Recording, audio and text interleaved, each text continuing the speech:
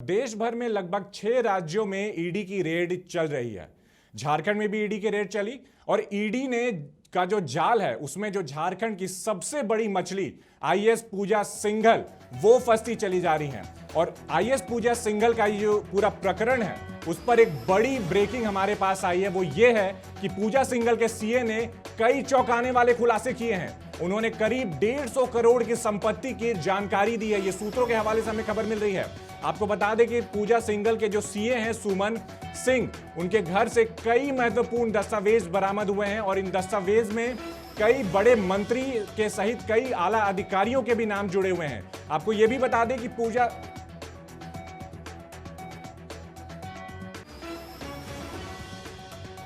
और इसी वक्त एक और बड़ी खबर हमारे पास आ रही है।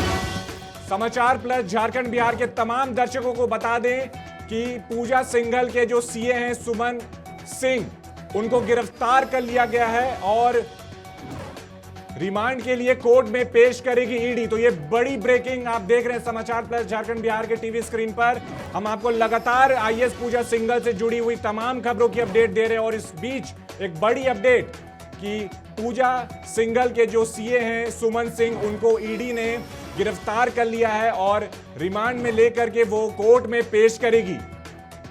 और इसी बीच एक और बड़ी खबर, ये जो कयास लगाए जा रहे हैं, जो हमारे सूत्र बता रहे हैं कि 3 महत्वपूर्ण पद जो आईएएस पूजा सिंघल को दिए गए थे।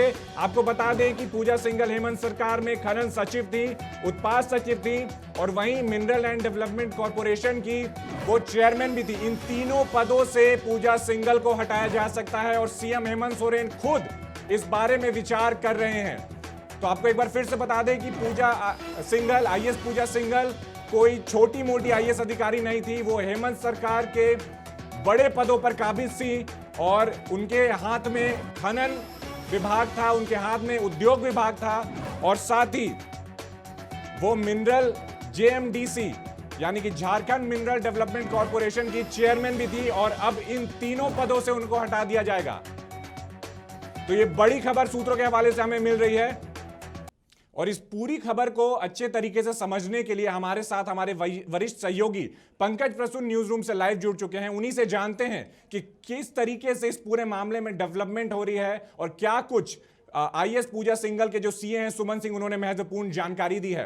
पंकज, सबसे पहला तो सवाल मेरा आपसे यह होगा कि सीए जो हैं सुमन सिंह, उन्होंने क्या महत्वपूर्ण जानकारी दी है इस पूरे प्रकरण के बारे में?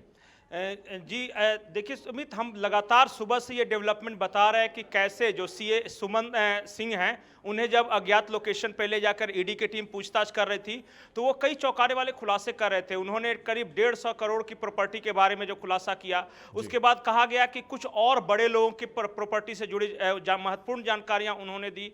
इसके बाद जब ईडी पूछताछ कर रही थी तो जब ईडी को लगा कि इस शख्स के पास पर्याप्त जानकारी है और इसे सबूत के रूप में पेश किया जा सकता है, तब उन्हें गिरफ्तार कर लिया गया। ये प्रोसेस होता है, जब आप पूछताछ करते हैं और जब पूछताछ खत्म हो जाती है उसके बाद गिरफ्तार होते हैं। और इसके बाद क्या करेगी ईडी कि सुमन सिंह को कोर्ट में रिमांड के लिए पेश करेगी। कोर्ट के सामने ये कहा जाएगा कि ये हमारे पास एक महत्वपूर्ण गवाह है जिसके पास काफी अहम जानकारियां हैं, इससे हम पूछताछ करना चाहते हैं, इसलिए 12 या 14 दिनों की बात चल रही है, शायद उन्हें रिमांड पर लेगी।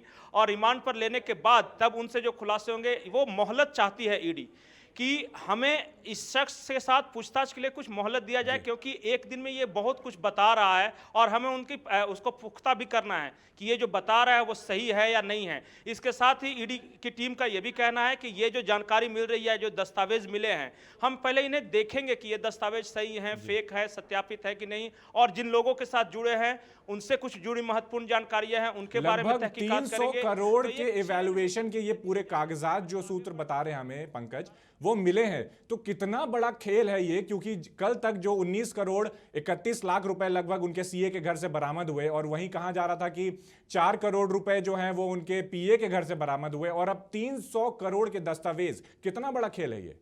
जी, ये दस्तावेज जो कल जो 19 करोड़ रुपए बरामद हुए हैं, ईडी के सूत्रों का कहना है कि ये टिप ऑफ द आइसबर्ग है। ये बहुत छोटी रकम है क्योंकि ये घोटाला बहुत बड़ा है। और ये हमने ठीक है कि हमने जो छापेमारी की थी वो खूंटी के मनरेगा घोटाले से जुड़ी हुई थी, लेकिन ये जो है वो जो पैसा है या काला धन है सिर्फ वहीं तक जुड़ा हुआ नहीं है। कई महत्वपूर्ण पदों पर रही पूजा सिंघल। इसके साथ ही जो सुमन सिंह हैं, ये सिर्फ पूजा सिंघल के सीए नहीं थे, कई बड़े लोगों के सीए थे, उनसे भी जुड़े दस्तावेज इनके पास थे। तो इन सारे चीजों को देखना होगा समग्र दृष्टिकोण से, सिर्फ पूजा सिंघल नहीं, पूजा सिंघल अकेली नहीं है इस पूरे ये जो काला धन का पूरा जो खेल है। कई और बड़े लोग बताया जा रहा है कि कुछ राजनेता भी इसमें शामिल हैं, कुछ अधिकारी भी शामिल हैं। और जब मामला इतना बड़ा हो जाता है तो ईडी की टीम भी सकते में है, उन्हें और गहराई से तहकीकात करनी होगी। इसीलिए ये कहा जा रहा है कि ये जो 150 करोड़ या 300 करोड़ की जो शुरुआती जानकारी दे रहे हैं, इनकी जानकारी यहीं तक नहीं रहने वाली। कुछ और सख्ती से जब पूछताछ करेंगे, कुछ और हो सकता है महत्वपूर्ण दस्तावेज ये कुछ दूसरी जगहों पे अगर हम पूजा सिंघल के जो सीए हैं सुमन सिंह, उनके बारे में थोड़ी बातचीत कर लें। पेशे से ये पहले ज्योतिष हुआ करते थे, अब लग रहा है कि ना ही ये अपना भविष्य संवार पाए हैं और ना ही जिस अधिकारी का ये पूरा लेखा जोखा देख रहे थे उनका भविष्य भी इन्होंने गर्त में डाल दिया है। जी बिल्कुल, आपने सही कहा। और ये अपने ज्योतिष विद्या के जरिए ही बड़े लोगों तक पहुंचे थे। ये उनका भविष्य भले ही बता रहे थे, लेकिन शायद ये बता नहीं सके कि इनके क्लाइंट्स का भविष्य क्या होने वाला है। और इनका भविष्य तो अभी जो दिख रहा है वो तो गर्त में दिख रहा है, क्योंकि जिस तरह से कल ये जब शुरुआत हो रही थी ईडी जांच की, तो ये पूरे ताव में थे। इनके पास दौलत थी, इनको लग रहा था इनके पास बड़े बड़े कॉन्टैक्ट्स हैं। इन्होंने तुरंत जैसे ईडी की टीम आई कहा कि हम पहले मैं अपने वकील से बात करूंगा, मैं कुछ लोगों से और बात करूंगा। लेकिन जब ईडी की टीम में सख्ती थोड़ी सी दिखाई तो ये टूट गए। और उसके बाद जब इससे पहले वाले बुलेटिन में हमने बताया था कि एक कमरा था इनके घर में, उस कमरे को जब ईडी की टीम ने खोला और जब कैश बरामद हुआ तो इनके होश फाख्ता हो गए, ये इनका चेहरे का रंग उड़ गया। उसके बाद जब वो कैश गिनने की मशीन चलती रही और इनके जो अलमीरा था उसी कमरे में था, वहां से जो फाइलें निकलने लगी और उन्हीं फाइलों में असली राज दफन है। क्योंकि वो फाइलें सिर्फ पूजा सिंघल की नहीं है, कुछ और इनके बड़े क्लाइंट थे। ये ज्योतिष सिर्फ पूजा सिंघल के नहीं थे, कई ऐसे बड़े लोग हैं जो ज्योतिष के जरिए ये सुमन सिंह उन तक पहुंचे थे और उनके राज भी इनके सीने में दफन है।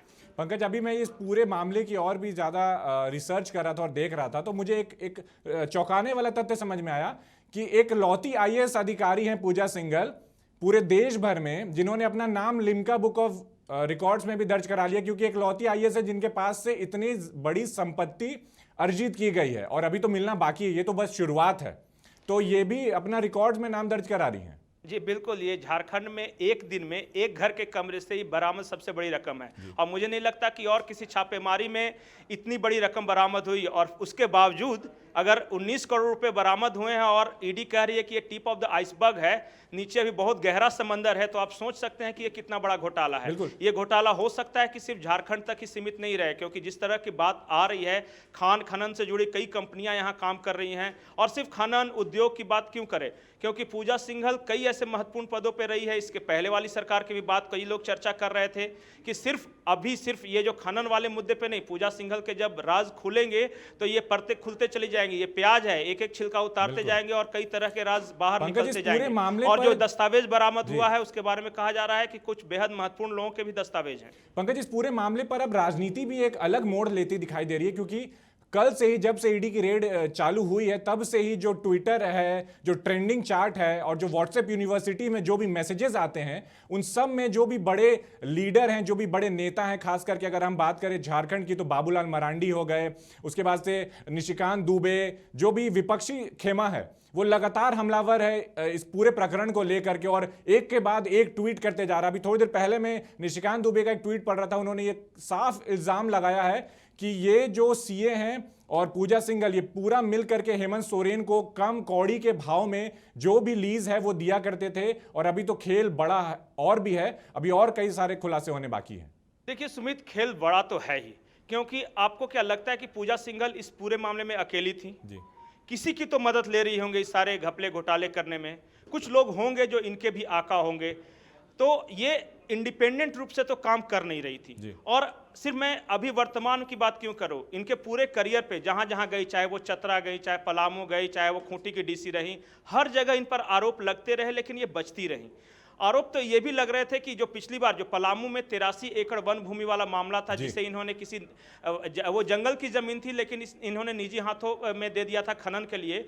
आरोप ये लगा था कि एक बहुत वरिष्ठ आईएएस अफसर थे, उस टाइम सेक्रेटरी लेवल पे थे, उन्होंने पूजा सिंघल को बचाया था। तो क्यों कोई बचाएगा किसी को अगर कोई कुछ घपला करता है? उसके बाद पूजा सिंघल सफलता की सीढ़ियां चढ़ते जाती है, वो सेक्रेटरी लेवल तक पहुंच जाती है। तो पूजा सिंघल के मददगार कौन है? पूजा सिंह, वो भी ईडी को पता लगाना है। पूजा सिंघल की तरह और कितने लोग हैं ये भी ईडी को पता लगाना है।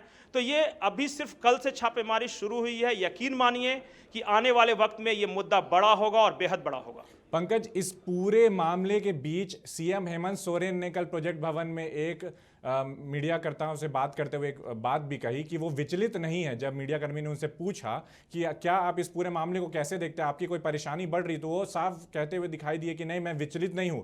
लेकिन उनके बोलने के तरीके से, उनके टोन से कहीं ना कहीं ऐसा लग रहा था कि उनके मन में भी कहीं ना कहीं बहुत सारे सवाल उठ रहे हैं। जी सुमित, देखिए राजनीति कॉन्फिडेंस का खेल है। आप अंत समय तक अपने बॉडी लैंग्वेज से या अपने चेहरे से किसी को ये एहसास तक नहीं होने देते कि आप ये मैच जीत रहे हैं या हार रहे हैं। और हेमंत सोरेन चूंकि सीजन पॉलिटिशियन हैं, डिप्टी सीएम रह चुके हैं और अकेले अपने नेतृत्व में जिस तरह उन्होंने अपने पार्टी को जीत दिलाई, तो वो सब चाल समझते हैं, इस खेल को वो पूरी तरह से समझते हैं। लेकिन सीएम हेमंत सोरेन क्या कहते हैं या विपक्ष क्या कहता है, इससे जांच एजेंसियों को कोई खास फर्क नहीं पड़ता है। जांच एजेंसियों को फर्क पड़ता है इस बात से है कि उनके पास जो दस्तावेज है वो कितने पुख्ते हैं, उनके पास जो गवाह है वो कितने मजबूत हैं, और जब कोर्ट में ये मामला जाएगा तो वहां पे कौन जीतेगा कौन हारेगा, इस पे असली कुछ सब कुछ डिपेंड करेगा। तमाम जानकारियों के लिए पंकज बहुत बहुत शुक्रिया आपका, और दर्शकों को ये बताने के लिए भी शुक्रिया कि किस तरीके से ये जो पूरा नेक्सस है, हम इसमें एक आदमी का नाम नहीं जोड़ेंगे, पूजा सिंघल तो बस एक व्यक्ति हैं, इसके पीछे जो पूरा नेक्सस है उसकी भी जांच पड़ताल जारी है और ईडी उसको लेकर के भी कई बड़े खुलासे जल्द ही करेगा।